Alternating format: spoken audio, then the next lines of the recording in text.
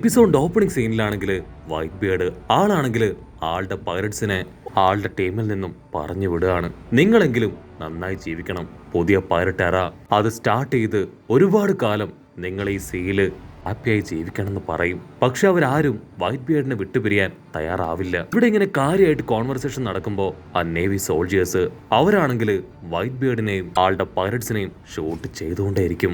White ബിയർഡിനാണെങ്കിൽ കലിയിളകി ആളുടെ squad എടുത്ത് ആഞ്ഞു വെട്ടുകയാണ്. ഇവിടെ പൈററ്റ്സുകളാണെങ്കിൽ അവരുടെ പപ്പ വൈറ്റ് ബിയർഡിനെ നോക്കി കരയാണ്. അവർക്കാണെങ്കിൽ 1% പോലും പപ്പയെ വിട്ടുപിരിയാൻ താല്പര്യമില്ല. പക്ഷെ അവർക്കാണെങ്കിൽ ഇപ്പൊ വേറെ വഴിയില്ല. അവരുടെ പപ്പ വൈറ്റ് ബിയർഡിന്റെ ഓർഡർ അവർക്ക് അനുസരിച്ചേ പറ്റൂ. നിറ കണ്ണുകളോടെ അവര് പൊട്ടിക്കരഞ്ഞ് വൈറ്റ് ബിയർഡിനെ നോക്കി നിൽക്കും. ഇവിടെ ഈസിനും വൈറ്റ് ബിയർഡിന് പിരിയാനാവുന്നില്ല. പക്ഷെ ആളുടെ വാക്കിന് അതിന് വില കൊടുത്തേ പറ്റൂന്ന് പറഞ്ഞ് ഇപ്പൊ അവനും പതിയെ പുറകിലേക്ക് നടക്കും. ആ കപ്പലാണെങ്കിൽ പതിയെ ഇപ്പൊ പുറകിലേക്ക് മൂവ് ആവാൻ തുടങ്ങും. അവിടുന്ന് അങ്ങനെ ബ്ലാക്ക് ഔട്ട് ചെയ്ത ഇപ്പോ നമ്മുടെ സ്ത്രീയെ കാണിക്കും. അവനാണെങ്കിൽ ആ നേവി സോൾജിയേഴ്സിന്റെ കാലിൽ വീണ് കെഞ്ചാണ്. ദയവ് ചെയ്ത് എന്നെ വെറുതെ വിട്. എന്നെ ഒന്ന് എഴുന്നേപ്പിച്ച് വിടുകയാണെങ്കിൽ ഞാൻ മോഡിലെ പൊടിയും തട്ടിക്കളഞ്ഞ് 100-110 ഇവിടെ നോട് രക്ഷപ്പെട്ടോളാം. പക്ഷെ നേവിക്കാരാണെങ്കിൽ അതൊന്നും മൈൻഡ് ചെയ്യാതെ അവനെ വെട്ടാനായിട്ട് ഓടി അടുക്കും. അടുത്ത നിമിഷം അവന്റെ വാക്സ് വെച്ച് വലിയൊരു ഷീൽഡ് അങ്ങനെ ക്രിയേറ്റ് ചെയ്ത് അതില് അവനെ തന്നെ അവൻ പ്രൊട്ടക്ട് ചെയ്യും. അപ്പോഴായിരിക്കും നേവിക്കാർക്ക് പിടികിട്ടുക ഇവനും ഡെവൽ ഫ്രൂട്ടിന്റെ പവർ ഉണ്ടെന്ന്.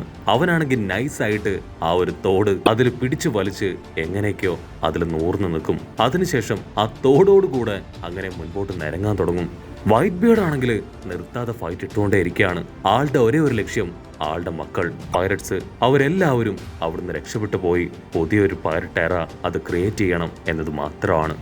വൈറ്റ് ബിയർഡിന്റെ പവറും അറ്റാക്കും തീരുമാനങ്ങളും അതൊക്കെ കാണുമ്പോൾ തന്നെ സെൻഗോക്കുവിന് മനസ്സിലാവും വൈറ്റ് ബിയർഡിന്റെ യഥാർത്ഥ ലക്ഷ്യം ബേസിനെ രക്ഷപ്പെടുത്തുക എന്നത് മാത്രമല്ല ഈ ഒരു നേവി ബേസ് അത് മുഴുവനായിട്ടും തകർത്ത് കളയുക എന്നതാണ്. മറ്റൊരു ഭാഗത്ത് കാർപ്പിനെ അദ്ദേഹത്തെയും ഒരുപാട് നേവി ഓഫീസേഴ്സ് താങ്ങിയെടുക്കുകയാണ്. കാർപ്പിനും ഇപ്പൊ വൈറ്റ് ബിയർഡിന്റെ ഉദ്ദേശം അത് പൂർണ്ണമായിട്ട് മനസ്സിലാവും.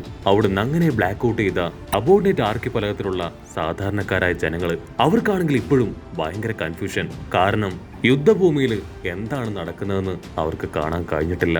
അവരവസാനമായി കണ്ടതും കേട്ടതുമായ കാര്യം അത് വൈറ്റ് ബിയർഡ് എയ്സിനെ രക്ഷിക്കാൻ ആളുടെ പൈററ്റ്സിനെ തന്നെ നേവിക്കാർക്ക് വിറ്റു എന്നത് മാത്രമാണ്. എയ്സ് കൊല്ലപ്പെട്ടിട്ടുണ്ടാവോ അതോ വൈറ്റ് ബിയർഡിനെ അവരെല്ലാവരും ചേർന്ന് നശിപ്പിച്ചിട്ടുണ്ടാവോ? അവിടെ എന്തായിരിക്കും നടക്കുന്നത് എന്നൊക്കെ ചിന്തിച്ച് അവരങ്ങനെ തലയ്ക്ക് ഭ്രാന്ത് പിടിച്ചിരിക്കുകയാണ്. VIP ടിക്കറ്റ്സ് ഒക്കെ എടുത്തവര് അവസാനമായിട്ട് ബഗ്ഗിയുടെ ഫേസ് കണ്ട കാര്യം അതങ്ങനെ ഡിസ്കസ് ചെയ്യും. അങ്ങനെ ബ്ലാക്ക് ഔട്ട് ചെയ്ത ഇപ്പൊ ബഗ്ഗിയെ കാണിക്കും. അവന്റെ ചുറ്റുമുള്ള പൈററ്റ്സ് ഇപ്പൊ ബഗ്ഗിയെ സപ്പോർട്ട് ചെയ്യാണ്. ഇതാണ് പറ്റിയ അവസരം. നിങ്ങളുടെ പവർ എന്താണെന്ന് ഈ ലോകത്തിന് കാണിച്ചു കൊടുക്കണം. ആ വൈറ്റ് ബിയർഡിനെ അവനെ തല്ലിക്കൊന്ന് നിങ്ങളായിരിക്കണം നമ്പർ 1 പൈററ്റ്. ബഗ്ഗിക്കാണെങ്കിൽ അതൊക്കെ കേട്ട് കാലൊക്കെ കൂട്ടിയിടിക്കാൻ തുടങ്ങും. കാരണം വൈറ്റ് ബിയർഡിന്റെ പവർ എന്താണെന്ന് അവന് നന്നായിട്ട് അറിയാം. അതേസമയം പൈററ്റ്സ് ആണെങ്കിൽ ആ സ്നെയിലിനെ അതിനെ പുറത്തു കൊണ്ടുവരാനായിട്ട് ശ്രമിച്ചുകൊണ്ടിരിക്കുകയാണ്. കാര്യം വഷളാവുന്നു മനസ്സിലാക്കിയ നമ്മുടെ ബഗ്ഗി അവൻ ക്യാഷ്വലായിട്ട് പറയും അതൊരു പാവം സ്നെയിലല്ലേ, നിങ്ങൾ അതിനെ ഒരുപാട് ഫോഴ്സ് ഒന്നും ചെയ്യണ്ട, അതിന് ഇഷ്ടമുണ്ടെങ്കിൽ പുറത്തേക്ക് വന്നാൽ മതി. പക്ഷെ ആ പൈററ്റ്സ് ആണെങ്കിൽ തീർത്തു പറയും ഞങ്ങളെ കൊണ്ട് പറ്റില്ല, ഒരിക്കലും ഞങ്ങൾ അതിനെ അനുവദിക്കില്ല, നിങ്ങൾ തന്നെയാണ് നമ്പർ 1 ഹീറോ, അത് ഞങ്ങൾക്ക് ഈ ലോകം മുഴുവൻ അറിയിച്ചേ പറ്റൂന്ന് അവർ തീർത്തു പറയും. ഉടനെ ആ സ്നെയിൽ പുറത്തേക്ക് വരാണ്. ഉടനെ വേറെ വഴിയില്ലാതെ ഇപ്പൊ ബഗ്ഗിയും അതിന് സമ്മതിക്കുകയാണ്. അവരാണെങ്കിൽ വീഡിയോ ഷൂട്ട് ചെയ്യാൻ തുടങ്ങും. സബോർഡിനേറ്റ് ആർക്കിപ്പലകത്തില് അതിലിപ്പോ പഴയതുപോലെ വിഷ്വൽസ് വരാൻ തുടങ്ങും. നിങ്ങൾ എല്ലാവരും ആകാംക്ഷയോട് കൂടെ വീഡിയോയിലേക്ക് ഉറ്റുനോക്കും. അപ്പോഴായിരിക്കും നമ്മുടെ ബഗ്ഗി അവൻ പതിവ് പോലെ അവന്റെ പ്രസംഗം ആരംഭിക്കുക. ഇവിടെ വൈറ്റ് ബിയർഡ് ആളാണെങ്കിൽ പരമാവധി പൈററ്റ്സിനെ സേവ് ചെയ്തുകൊണ്ടേയിരിക്കുകയാണ്. എത്രയും പെട്ടെന്ന് അവരെ ന്യൂ വേൾഡിലേക്ക് പറഞ്ഞയക്കണം. ഇവിടെ ഇവാൻ ആണെങ്കിൽ നമ്മുടെ ലൂഫിയെ വിളിച്ചുകൊണ്ടേയിരിക്കും. ലൂഫി വായോ, എത്രയും പെട്ടെന്ന് നമുക്ക് ഇവിടുന്ന് പോണം. ലൂഫി ആണെങ്കിൽ എയ്സിനെ നോക്കുകയാണ്. എയ്സ് ആണെങ്കിൽ വൈറ്റ് ബിയർഡിനെ നോക്കുകയാണ്. ഉടനെ വൈറ്റ് ബിയർഡ് അങ്ങനെ ടേൺ ചെയ്ത് എയ്സിനോട് ചോദിക്കും ഞാൻ നിന്റെ പപ്പയായിരിക്കുന്നതിൽ നിനക്ക് സന്തോഷമാണോ? എയ്സിനാണെങ്കിൽ ആദ്യമായിട്ട് വൈറ്റ് ബിയർഡിനെ കണ്ടത്, ആളോട് സംസാരിച്ചത് എന്നിങ്ങനെയുള്ള കാര്യങ്ങൾ അവന്റെ ഓർമ്മയിലേക്ക് വരും. ഉടനെ എയ്സ് അവൻ പറയും ഞാനിപ്പോ ഏറ്റവും കൂടുതൽ സന്തോഷിക്കുന്നതും അഭിമാനിക്കുന്നതും നിങ്ങൾ എന്റെ പപ്പയാണ് എന്ന് പറയുന്നതിലാണ്. അവിടുന്ന് അങ്ങനെ ബ്ലാക്ക് ഔട്ട് ചെയ്ത ബഗ്ഗിയാണെങ്കിൽ വീണ്ടും ആ ജനങ്ങളെ ഓരോന്നൊക്കെ പറഞ്ഞ് വെറുപ്പിച്ചുകൊണ്ടേയിരിക്കും. ജനങ്ങൾക്കാണെങ്കിൽ കലി കയറി അവർ പല്ല് കടിക്കും. അവന്റെ ഒരു വൃത്തികെട്ട മോന്ത. നിങ്ങൾക്ക് കാണേണ്ടത് നിന്റെ പേക്കൂത്തല്ല, മറിച്ച് അവിടെ എന്ത് സംഭവിച്ചു എന്നാണ്.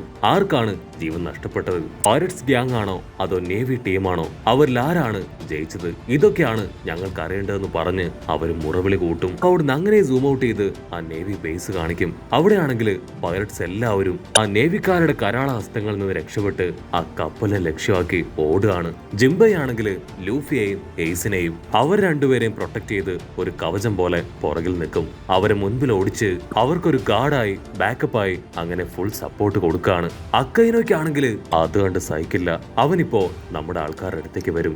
അത്ര എളുപ്പത്തില് നിങ്ങൾക്ക് ഇവിടുന്ന് രക്ഷപ്പെട്ടു പോകാനാവില്ല. അക്കൈനോ ആണെങ്കിൽ അവന്റെ കണ്ണിൽ പെട്ട എല്ലാ പൈററ്റ്സിനെയും വോൾക്കാനോ പവർ ഉപയോഗിച്ച് ചുട്ടരിക്കും. എയ്സിനും ലൂഫിക്കും ഇപ്പൊ വേറെ വഴിയില്ല. അവര് മനസ്സിനെ കല്ലാക്കി മാറ്റി കണ്ണടച്ച് മുൻപോട്ടേക്ക് പോവും. അക്കൈനോ ആണെങ്കിൽ അപ്പോഴും അവരെ വിടാനായിട്ട് തയ്യാറാവില്ല. ഓ, നിങ്ങൾ ശരിക്കും ഇത്രയും പേടിത്തൊണ്ടന്മാരാണല്ലേ?